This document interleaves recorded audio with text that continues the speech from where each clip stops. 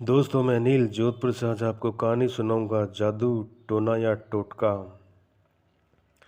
मेरा परिवार शिक्षित और आधुनिक विचारधारा वाला है। इसमें से किसी भी भूत प्रेत, जादू टोने और तंत्र विद्या जैसी बातों पर विश्वास नहीं करता। लेकिन एक अजीब सी घटना के बाद हम सभी इस बात पर विश्वास करने लगे, सच के साथ झूठ और अच्छे के साथ बुरा हमेशा होता है। यह घटना मेरे पिता को मानसिक रूप से बीमार बना दिया। वर्ष 1990 से 94 के बीच की बात है। हमने एक प्लॉट खरीदा था। जल्दी उस पर अपना घर बनाने का काम शुरू कर दिया। निर्माण का काम अभी शुरू हुआ ही था।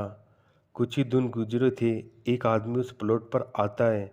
देखने में वो थोड़ा विचित्र लगता है, तो मेरी मम्मी जो वहाँ बैठी हुई थी उसने पूछा, आखिरकार क्या काम है और आप कौन हैं? वो आदमी थोड़ा अजीब आवाज़ में झुंझुलाते हुए कहता है, तुम लोगों ने मेरे साथ सही नहीं किया। यह प्लॉट मुझे चाहिए था, अपने बड़े बेटे के लिए।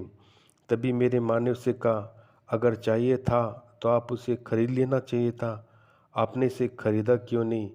इस आदमी ने कोई उत्तर नहीं दिया, बस इतना कहा, मेरे खरीदने से पहले ही तुम लोगों ने खरीद लिया और तुम लोगों की ये सबसे बड़ी गलती है।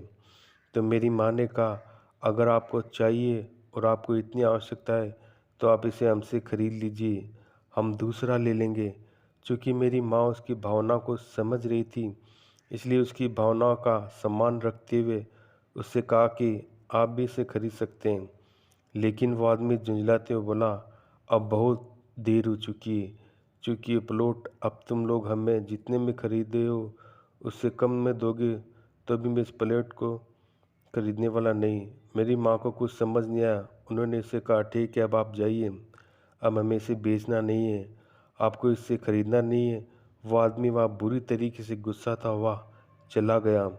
लेकिन जाते जाते वह पता नहीं क्या बड़बड़ा रहा था, लेकिन उसकी आवाज़ बड़ी विचित्र लग रही थी। धीरे धीरे समय बीतता गया और घर बनकर खड़ा हो गया। अभी पूरी तरीके से घर तैयार भी नहीं हुआ था, प्लास्टर भी नहीं हुआ था, लेकिन हम उसमें शिफ्ट हो गए। और शिफ्ट होते ही शुरू होता है एक ऐसा माया जाल जिसे हमें समझने में शायद बहुत देर हो गई थी। उस दिन के बाद हमें अक्सर अपने घर के बाहर कुछ जंगली फूल और खून के छींटे दिखाई देते थे।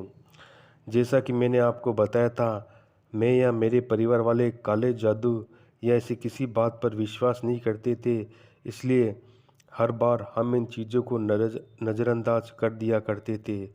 वर्तमान 1993 की बात है ये। एक रात करीब 1 बजे हमें ऐसा लगा जैसे हमारे घर की छत पर कोई लगातार पत्थर फेंक रहा है।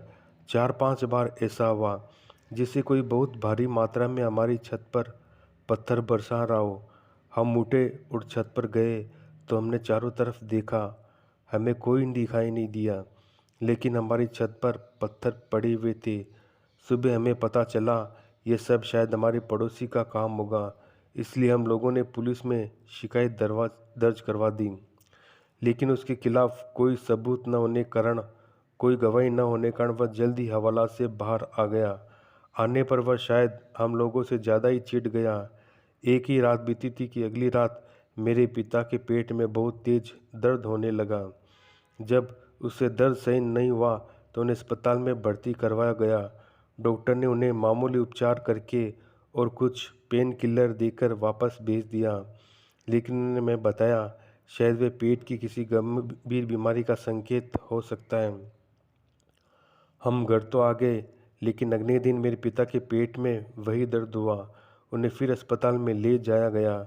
इससे पहले उन्हें कभी किसी ऐसी परेशानी नहीं हुई, इसलिए हमने सोचा कि किसी और डॉक्टर को दिखाया जाए, एक बड़े अस्पताल में भर्ती करवाया जाए। वहाँ पर उनके बहुत सारे टेस्ट हुए। उसके बाद यह बात सामने आई कि उन्हें पथरी हो गई है। वो भी इस लेवल की पहुँच गई कि बिना ऑपरेशन के कोई उपाय नहीं। आनन फानन में उनका ऑपरेशन करवाया गया, लेकिन अस्पताल से घर आने के बाद उनकी सेहत बहुत खराब रही। वह कुछ भी खा पी नहीं पा रहे थे, जिसकी वजह से वह दिनों दिन कमज़ोर पड़ते जा रहे थे। अब तो हालत ये हो चुकी थी, मेरे पिता रोज़ बहुत बुरे सपने आते थे। उन्हें हर बार ऐसा लगता कोई उन्हें मारने का प्रयास कर रहा है, कोई उनका गला दबा रहा है। वो उठकर बैठ जाते और चीखने चिल्लाने लगते। 2-4 दिन बीते ही थे, उनकी हालत और भी बुरी हो गई। अब वह रात में चिल्लाते हुए उठते और दीवारों पे सर लड़ाने लगते।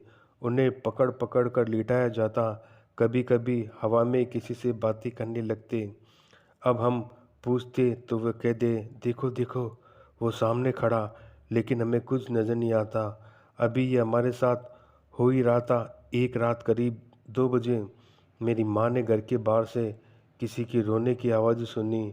वह बाहर गई तो कोने में उन्हें कोई रोता हुआ दिखाई दिया। अब की बार शायद उन्हें बहुत डर लगा था।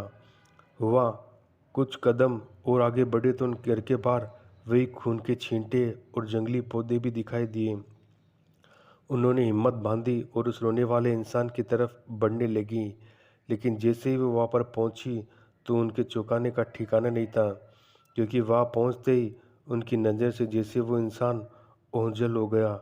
वहाँ पर कोई नहीं था, बस उन्हें आवाज़ें सुनाई दे रही थी। वह भागती हुई घर के अंदर आई और अब वह सिलसिला लगभग हर रात चलने लगा। अब मेरी माँ ने एक सहेली को इस बारे में बताया। वह मेरी माँ को एक तांत्रिक के पास ले गए। तांत्रिक ने अपनी तंत्र साधना से बताया, कोई है जो हमारे घर को अपनी काली विद्या से बांधे हुए है। तांत्रिक ने तंत्र विद्या के द्वारा मेरे पिता को सम्मोहित किया। इसके साथ जब देर पूजा की तो उन्होंने बताया उनके साथ कोई बहुत बुरा कर रहा है, जिनकी वजह से जल्दी इनकी मृत्यु हो सकती है। उन्होंने ये भी बताया पूरा का पूरा घर प्रेत आत्मा से घिरा हुआ है। वह किसी के काले जादू होने के कारण हुआ है। उनके लगातार पूजा करने के बाद हमें यह भी पता चला ये सब उसी व्यक्ति ने किया है जो हमारा फ्लैट लेना चाहता था। उसकी नीयत ही खराब थी, क्योंकि वो उस ज़मीन को अपने कालो जादू के दम पर उल्टे सीधे दामों में लेना चाहता था। लेकिन शायद हमारी किस्मत भी खराब थी, हमने उस ज़मीन के से पहले खरीद लिया। यह बात शायद उसे बहुत बुरी लगी और हम बहुत बुरी तरीके से फंस गए थे। 1 सप्ताह तक वह बाबा रोज़ हमारे घर आते और साधना करते। बहुत ही मुश्किल से हमें उन सभी काली शक्तियों से छुटकारा मिल पाया और उसके बाद हमने उस घर को ही छोड़ दिया, क्योंकि उन काली शक्तियों से छुटकारा मिलने के बाद हमें अजीब-गरीब एहसास होने लगे। तो हमने उस घर को छोड़ना ही उचित समझा और वहाँ से अब दूसरे घर में दूर रहते हैं। अब हमारा परिवार सकुशल और खुश है दोस्तों। तो दोस्तों आज के लिए इतना ही। तब तक के लिए धन्यवाद।